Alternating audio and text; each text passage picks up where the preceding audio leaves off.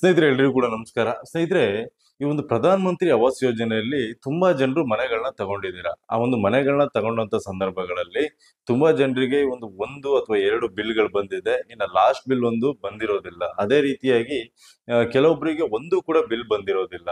ಅಂಥವ್ರಿಗೆ ಈ ಒಂದು ಯಾರು ಕೂಡ ಚೆಕ್ ಮಾಡೋದಕ್ಕೂ ಹೋಗಿರೋದಿಲ್ಲ. ಹಾಗಾಗಿ ನಾನು ಕೊನೆಯದಾಗಿ ಒಂದು ವಿಡಿಯೋನು ಕೂಡ ಮಾಡಿದ್ದೀನಿ. ಈ ಒಂದು ಪ್ರಧಾನ ಮಂತ್ರಿ ಆವಾಸ್ ಯೋಜನೆಯಲ್ಲಿ ಮನೆ ತಗೊಂಡಿದ್ದಂಥವ್ರು ಈ ಒಂದು ಸ್ಟೇಟಸ್‌ನ ಚೆಕ್ ಮಾಡೋದಕ್ಕೆ ಈ ಒಂದು ವೆಬ್‌ಸೈಟಿಗೆ ಹೋದ್ರೆ ನೀವು ಸ್ಟೇಟಸ್‌ನ ಚೆಕ್ ಮಾಡ್ಬೋದು ಅಂತ ಲೈವ್ ಆಗಿ ಕೂಡ ತೋರಿಸ್ಕೊಟ್ಟಿದ್ದೀನಿ. ಅದರ ಒಂದು ಲಿಂಕ್ ಕೂಡ ನಾನು ಆ ಒಂದು ಏನು ವಿಡಿಯೋ ಮಾಡಿದ್ದೀನಿ, ಆ ಒಂದು ವಿಡಿಯೋನ ಅಪ್ಲೋಡ್ ಮಾಡಿದ್ದೀನಿ ಯೂಟ್ಯೂಬಲ್ಲಿ. ಅದರ ಒಂದು ಕೆಳಗಡೆನೆ ಕೊಟ್ಟಿದ್ದೀನಿ. ಫಸ್ಟ್ ಕಮೆಂಟ್ ಅಲ್ಲಿ ಒಂದು ಲಿಂಕ್ ಕೂಡ ಕೊಟ್ಟಿದ್ದೀನಿ. ನೀವೆಲ್ಲರೂ ಕೂಡ ಹೋಗಿ ಚೆಕ್ ಮಾಡ್ಬೋದು ಸ್ನೇಹಿತರೆ. ನನಗೆ ತುಂಬಾ ಜನರು ಆದ್ರೂನು ಕೂಡ ಕಮೆಂಟ್‌ಗಳನ್ನ ಮಾಡ್ತಾ ಇದ್ದೀರಾ. ಈ ಒಂದು ಸ್ಟೇಟಸ್‌ನ ಯಾವ ರೀತಿಯಾಗಿ ಚೆಕ್ ಮಾಡೋದು? ಸ್ಟೇಟಸ್ ಚೆಕ್ ಮಾಡೋದಕ್ಕೆ ಆಗ್ತಾ ಇಲ್ಲ ಅಂತ ತುಂಬಾ ಜನರು ಕಮೆಂಟ್ ಮಾಡ್ತಾ ಇದ್ದೀರಾ. ದಯವಿಟ್ಟು ಕೂಡ ಒಂದು ಲಾಸ್ಟ್ ವಿಡಿಯೋನ ನಾನು ಈ ಒಂದು ಸ್ಟೇಟಸ್ ಚೆಕ್ ಮಾಡೋದು ಹೇಗೆ ಅಂತಾನೆ ಕೂಡ ವಿಡಿಯೋನ ಮಾಡಿದ್ದೀನಿ. ಅದರಲ್ಲಿ ನಿಮಗೆ ಕಂಪ್ಲೀಟ್ ಡೀಟೇಲ್ಸ್ ಇದೆ ಮತ್ತೆ ನೀವು ಚೆಕ್ ಕೂಡ ಮಾಡ್ಬೋದು. ಅದನ್ನ ಆ ಒಂದು ಲಿಂಕ್ ಏನಿದೆ ಅದು ನಿಮ್ಗೆ ಎಲ್ಲ ಕಡೆ ಸಿಗೋದಿಲ್ಲ. ಹಾಗಾಗಿ ನಾನು ಫಸ್ಟ್ ಕಮೆಂಟ್ ಅಲ್ಲಿ ಅದರ ಒಂದು ಲಿಂಕ್ ಕೂಡ ಹಾಕಿದ್ದೀನಿ. ನೀವು ಡೈರೆಕ್ಟ್ ಆಗಿ ಆ ಒಂದು ಲಿಂಕ್ ಅಲ್ಲಿ ಹೋದಂತ ಸಂದರ್ಭಗಳಲ್ಲಿ ಅಲ್ಲಿ ನಿಮ್ಮ ಒಂದು ಐಡಿ ನಂಬರ್ನ ಕೇಳುತ್ತೆ. ನೀವು ಏನು ಮನೆ ಶಾಂಕ್ಷನ್ ಆಗಿರುತ್ತೆ ಅದರ ಒಂದು ಐಡಿ ನಂಬರ್ ಇರುತ್ತೆ. KN ಎಕ್ಸೆಟ್ರಾ ಅದೇನೋ ಇರುತ್ತೆ.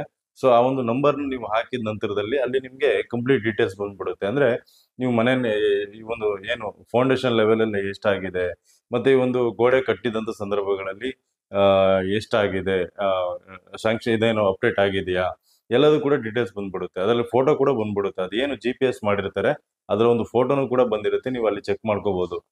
ಅಕಸ್ಮಾತ್ ಏನಾದ್ರು ಕೂಡ ಆ ಒಂದು ಫೋಟೋನ ಬಂದಿಲ್ಲ ಅಂತಂದ್ರೆ ನೀವು ಇಮಿಡಿಯೇಟ್ ಆಗಿ ಒಂದು ಗ್ರಾಮ ಪಂಚಾಯತಿಗೆ ಅಥವಾ ಅಲ್ಲಿ ಈ ಒಂದು ನಗರ ಪ್ರದೇಶದಲ್ಲಿ ಆಗೋದಿಲ್ಲ ಇದರಲ್ಲಿ ಈ ಒಂದು ಲಿಂಕ್ ಅಲ್ಲಿ.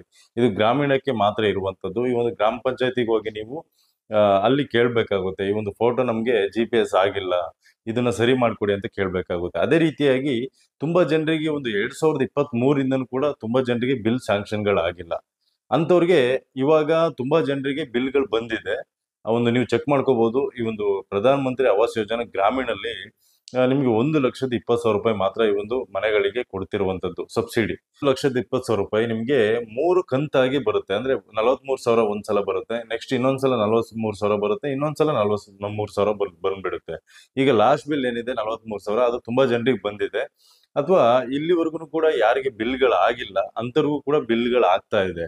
ಆದ್ರೆ ನಿಮ್ಮ ಒಂದು ಆಧಾರ್ ಕಾರ್ಡ್‌ನ ಒಂದು ಸರಿಯಾದ ರೀತಿಯಲ್ಲಿ ಅಪ್ಡೇಟ್‌ನ ಮಾಡಿ ಇಟ್ಕೊಂಡಿರ್ಬೇಕಾಗುತ್ತೆ. ಯಾಕಂದ್ರೆ ಏನು ಆ ಒಂದು ಆಧಾರ್ ಕಾರ್ಡ್ ಲಿಂಕ್ ಏನಾಗಿರುತ್ತೆ, ಬ್ಯಾಂಕ್ ಅಕೌಂಟ್‌ಗೆ ಏನ್ ಲಿಂಕ್ ಆಗಿರುತ್ತೆ, ಅದನ್ನ ಸರಿಯಾದ ರೀತಿಯಲ್ಲಿ ಇದ್ರೆ ಅಂಥವ್ರಿಗೆ ಮಾತ್ರ ಬಿಲ್ ಆಗ್ತಾ ಇರುವಂತದ್ದು. ಯಾಕಂದ್ರೆ ಇದು DBT ಮುಖಾಂತರವಾಗಿ ಈ ಒಂದು ಹಣನ ಟ್ರಾನ್ಸ್‌ಫರ್ ಮಾಡ್ತಿರೋದ್ರಿಂದ ನಿಮ್ಗೆ ಈ ಒಂದು ಆಧಾರ್ ಕಾರ್ಡ್ ಬೇಸಿಸ್ ಮೇಲೆನೆ ಈ ಒಂದು ಹಣನ ನಿಮ್ಮ ಒಂದು ಅಕೌಂಟ್‌ಗೆ ಟ್ರಾನ್ಸ್‌ಫರ್ ಆಗುವಂತದ್ದು. ಹಾಗಾಗಿ ನಿಮ್ಮ ಒಂದು ಆಧಾರ್ ಕಾರ್ಡು ಒಂದು ಬ್ಯಾಂಕ್ ಅಕೌಂಟ್‌ಗೆ ಲಿಂಕ್ ಆಗಿರ್ಬೇಕಾಗುತ್ತೆ. ಅಂಥವ್ರಿಗೆ ಮಾತ್ರ ಈ ಒಂದು ಹಣನ ಹಾಕ್ತಾ ಇದ್ದಾರೆ ಸರ್ಕಾರದಿಂದ. ಒಂದು ದುಡ್ಡು ಬರ್ತಿರುವಂತದ್ದು. ಇನ್ನ ಉಳಿದಂತವ್ರಿಗೆ ಯಾರಿಗೂ ಕೂಡ ಹಣ ಬರ್ತಾ ಇಲ್ಲ. ಅಂಥವ್ರು ಕೂಡ ಈ ಒಂದು ಇಮಿಡಿಯೇಟ್ ಆಗಿ ನೀವು ಆಧಾರ್ ಕಾರ್ಡ್‌ನ ಅಪ್ಡೇಟ್ ಮಾಡ್ಲೇಬೇಕಾಗುತ್ತೆ.